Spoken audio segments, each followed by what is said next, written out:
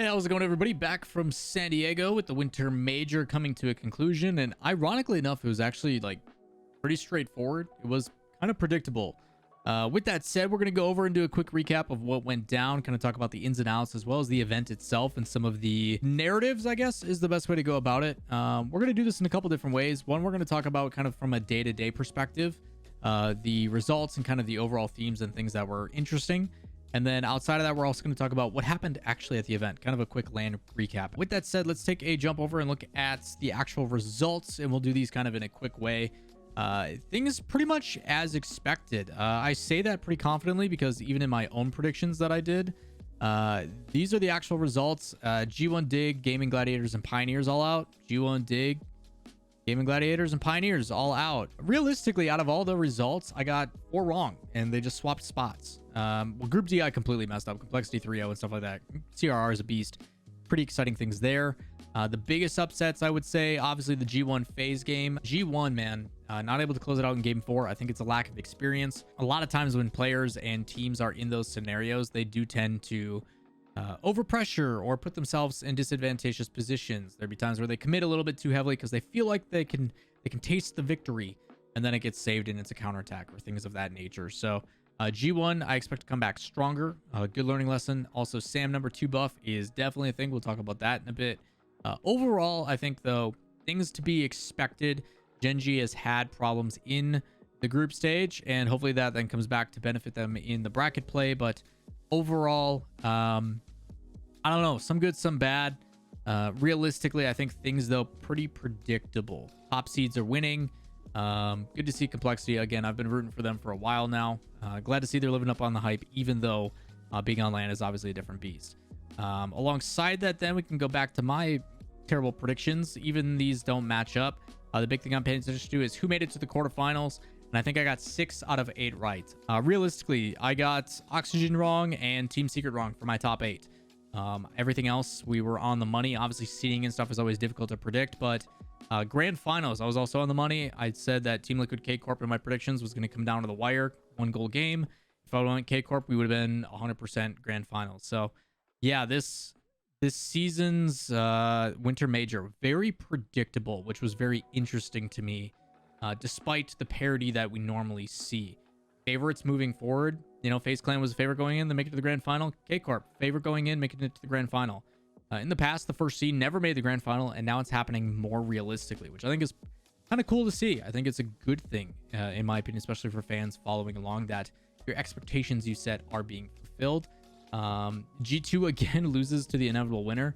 Their only losses came from FaZe and K Corp, both teams in the grand final. Really tough for G2 fans yet again. I think last time it was like Moist and Oxygen, I think, and I forget who else, but yeah, really tough draw for G2 in that regard. Sam 2 buff is real as crew continues to beat the number 1 seed.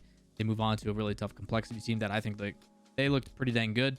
Probably one of my favorite teams to watch this weekend, if I'm being 100%. Also, a really cool interview with CRR talking about his situation during the fall split, which we'll talk about later. If you guys haven't seen the teasers on social media, I've been releasing very quick clips of interviews. I did press a little bit differently and kind of to walk you through how this all went. During the first day on Thursday, there was no in-person event. It was simply a watch party only. G1 threw one that was kind of intimate and a little bit more secretive. So that was on round 1 and round 2, where there was 2 streams and everything. We did that from a hotel that G1 put an event together. And then on Friday, it was all of round 3, all these 8 matches. I barely got to watch a lot of these matches because during round 3, as well as on Saturday, where they did the round 1 of playoffs and 2 of the quarterfinals, I was doing press.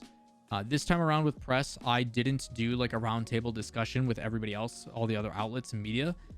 I waited until those were done, and then I was very selective about who I picked, whether it be a whole team or individuals, and then asked them lifestyle questions. I asked them things about, like, for Jack and Nolly, the sacrifices that make to be a pro, to move across the world, the risk factor that comes into play. This clip in general, if you haven't seen it, go check out my Twitter. I talk about how, like, they just stay inside and how it's unhealthy. And I go, okay, so what do you do when you do go outside? And Jack says, I mean, I don't. And he talks about the sacrifices that he makes as a player to stay at the top, because that's time taken away from being in the game and a mechanically intensive game, and provides a lot of really real moments. So those interviews will be released as I splice those things down. I've got like 80 or 90 gigs of footage to go through. Pretty good matches. The Face Complexity game is probably one of my favorite series. K-Corp looked unbeatable, though. I think a lot of us, when we saw them against Liquid, knew that they were going to take it. Many people I talked to in the areas I was sitting all basically came to the conclusion, like, yeah, K-Corp takes it. They looked like the team to beat, and they continue to look like the team to beat.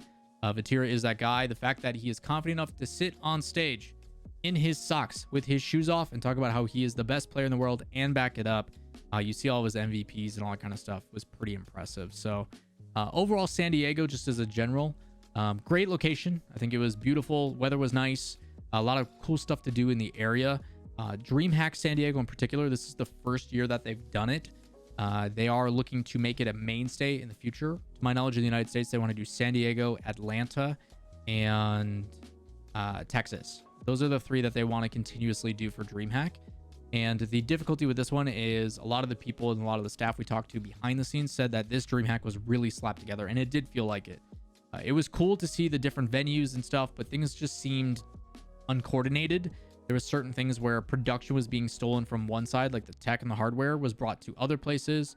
There was a lot of things about Dreamhack itself that felt off. The spacing of things felt weird. The credentials, the thing that they used to scan to let you know which areas you can access to, were breaking all the time. They also had a lot of things that were kept from them because they didn't get through customs. So a lot of complications, and I know San Diego was kind of slapped together, and those are not my words. It's one of the staff's. But hopefully moving forward, it'll continue to be as stable, because I do think it's a really cool spot. So overall, I think the area and stuff was cool. I think it was always great to hang out and spend time with people that I rarely get to see. I'm very thankful that I got to attend and have a little bit of fun despite working most of the time. But overall, I think the RLCS Major was the best thing going on there, which I think is a testament to the Rocket League esports staff. I think Ian, Murdy, and the rest of the team that works really hard, Cliff and everybody, they did a lot of really cool things with production that hopefully you guys noticed at home. Things that you may not be able to see, like when the kickoff is going down when it counts 3, 2, 1, they were lining that up with like the lights. So like it would be blue lights, then orange lights, and then it would flicker both really bright. And then when the kickoff happened, it would like shut her down. You saw all the amazing walkout stuff with stacks and the lighting that they did with that, and just they really leveled up some of the production things. I will criticize that the intro music was absurdly loud. Like it was jarring, and like, why is it like this? Like I almost had to walk away because of how loud it was to introduce into some of the matches. But some big steps taken to make it feel more special. And I think most people, they should be proud of the fact that it was sold out. The seats were completely filled. Anytime you were anywhere else in Dreamhack, you knew that the Rocket League was the main thing and that people were really excited to go to it. So overall, I think they should be proud of what was accomplished, and it was a cool event overall. But obviously, always things to improve and get better with. Live Q&A, obviously they still did the first touch intros and everything, but I do like the scheduling change this time around. It didn't feel so drawn out, which made it more digestible to sit and watch more of the matches. So I spent most of my Championship Sunday watching the games, which was really nice. So all that said and done, successful winter split. But now we go through the roster chaos now that the trade window has opened up.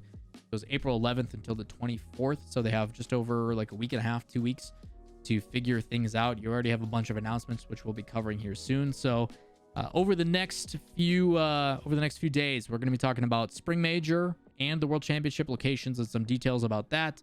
We've got a lot of roster changes and stuff that are going to be coming up, as well as some drama in the scene with Shift and some other things that haven't been announced yet that'll probably be coming out soon. Some crazy stuff going on as the esports scene continues to show that it's on fire. So with that said, if you guys want to make sure you don't miss out on that, like, subscribe, notifications, all that fun stuff, let me know down below. Any questions you have, we'll see you in the next video. Peace.